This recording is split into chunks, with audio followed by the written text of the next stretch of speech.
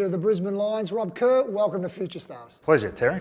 So currently, from a list management situation, where is the club positioned at the moment? We're of the view that we've got to get a lot of games into some of our more promising young players, and come perhaps 2016 we should be getting enough games into a big enough group that we can compete at a pretty high level in the finals, obviously. You have some great running players in the group at the moment, very, very young. Was that done by design, or is just that the way that it's worked out through the drafting process? No, I think that's by design. In my own career, probably reasonably heavily influenced by working with Kevin Sheedy for a couple of years, who really did promote running height when he was a coach at Essendon. I quite like that concept, and also another Sheedy influence is flexibility, players who have the capacity to play a number of roles. Rob, with the list management process these days, how many people are involved in the decision making, and both from a list management point of view and a recruiting point of view?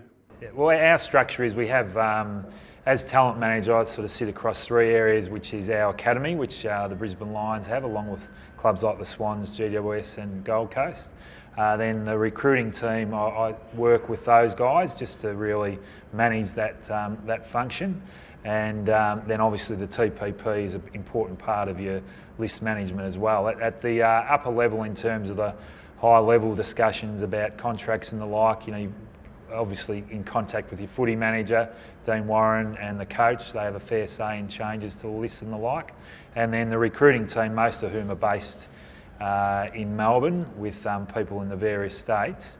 We work pretty closely all through the year, but those guys are doing a lot of the hard yards in terms of the watching talent and trying to filter through who's likely to be on our list come draft day. One of the good news stories around this football club at the moment has been Pearce Hanley.